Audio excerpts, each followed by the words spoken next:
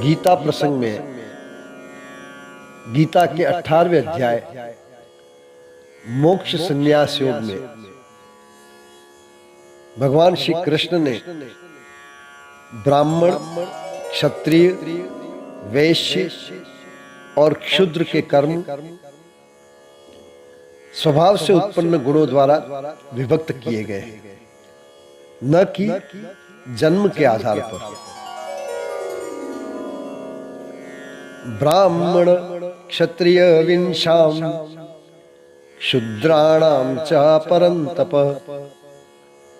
कर्माणि प्रविभक्तानि स्वभाव प्रभवेर्गुणे। हे परंतप, ब्राह्मण, क्षत्रिय और वैश्य के तथा क्षुद्रों के कर्म स्वभाव से उत्पन्न गुणों द्वारा विभक्त किए गए हैं। शमो दमस्तपः शोचम क्षान्तिरार्जवमेव च ज्ञानम विज्ञानमास्तिक्यम ब्रह्म कर्म स्वभावजम।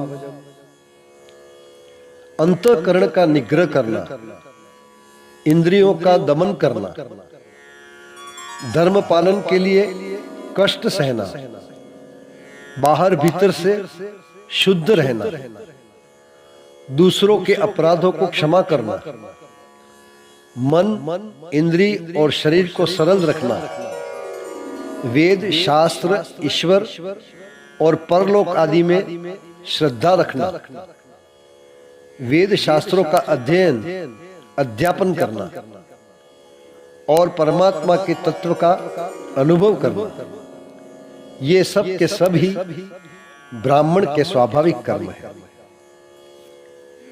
शौर्यम तेजो धृतिर्दाक्ष्यम युद्धे चाप्य पलायनम दानमीश्वर भावस्य क्षात्रम कर्म स्वभावजम।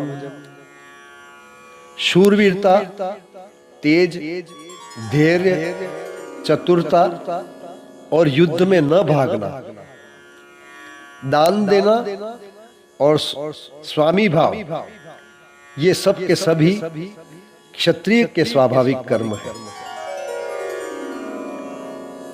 कृषि, गोरक्ष, वाणिज्यम वैश्य कर्म स्वभावजम परिचर्यात्मकं कर्मम क्षुद्रस्यापि स्वभावजम। खेती, गोपालन और क्रय विक्रय का सत्य व्यवहार, ये वैश्य के स्वाभाविक कर्म है तथा सब वर्णों की सेवा करना शूद्र का स्वाभाविक कर्म है। स्वे स्वे कर्मण्यभिरतः संसिद्धिं लभते नरः स्वकर्म निरतः सिद्धिं यथा विन्दति तच्छृणु। अपने अपने स्वाभाविक कर्मों में तत्परता से लगा हुआ मनुष्य भगवत प्राप्ति रूप परम सिद्धि को प्राप्त हो जाता है। अपने स्वाभाविक कर्म में लगा हुआ मनुष्य जिस प्रकार से कर्म करके परम सिद्धि को प्राप्त होता है, उस विधि को तू सुन। यत प्रवृत्तिर्भूतानां येन सर्वमिदं ततम् स्वकर्मणा तमभ्यश्चर्य सिद्धिं विन्दति मानव।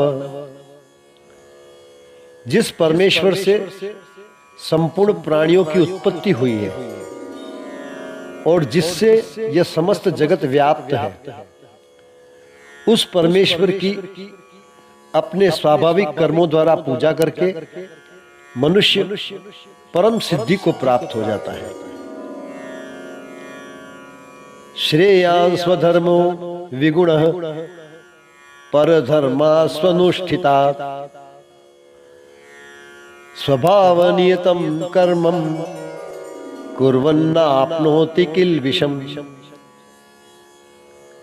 अच्छी प्रकार आचरण किए हुए, दूसरे के धर्म से गुण रहित भी अपना धर्म श्रेष्ठ है, क्योंकि स्वभाव से नियत किए हुए स्वधर्म रूप कर्म को करता हुआ मनुष्य पाप को नहीं प्राप्त होता।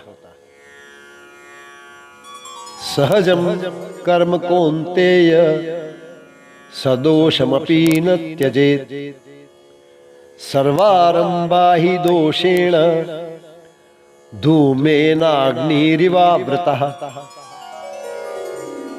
अतएव हे कुंती पुत्र, दोष युक्त होने पर भी सहज कर्म को नहीं त्यागना चाहिए, क्योंकि धुएं से अग्नि की भांति सभी कर्म किसी न किसी दोष से युक्त है। असक्त बुद्धि सर्वत्र जितात्मा विगत स्पृह, निष्कर्म्य सिद्धि परमाम संन्यासेनाधिगच्छति। सर्वत्र आसक्ति रहित बुद्धि वाला, स्पृहा रहित और जीते हुए अंतःकरण वाला पुरुष सांख्य योग के द्वारा उस परम निष्कर्म्य सिद्धि को प्राप्त होता है।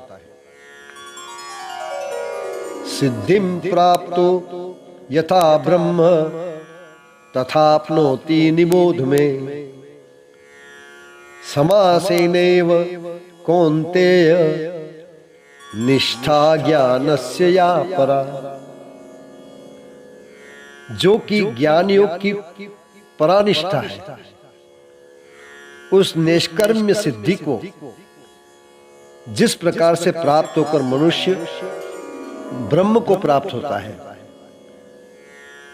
उस प्रकार को हे कुंती पुत्र तू संक्षेप में ही मुझसे समझ।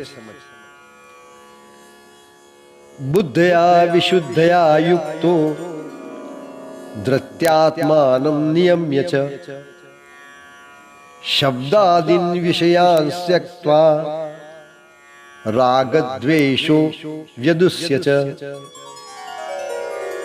विविक्त सेवी लद्वाशी यत वाक्याय मानस, ध्यान योग परो नित्यम वैराग्यम समुपाश्रितः। अहंकारं बलं दर्पं कामं क्रोधं परिग्रहं, विमुच्य निर्ममः शांतो ब्रह्म भूयाय कल्पते।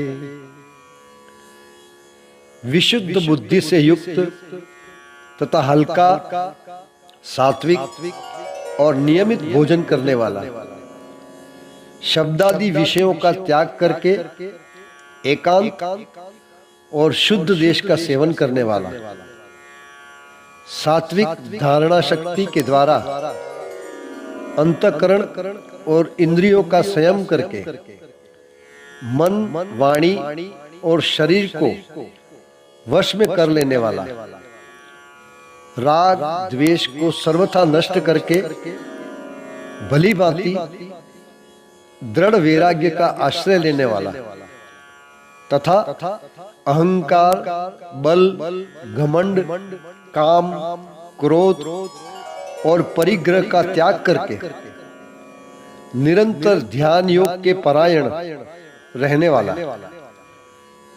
ममता रहित और शांति युक्त पुरुष सच्चिदानंद घन ब्रह्म में अभिन्न भाव से स्थित होने का पात्र हो जाता है। ओम श्री परमात्मने नमः।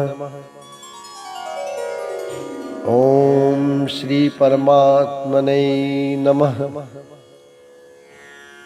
ओम श्री परमात्मने नमः।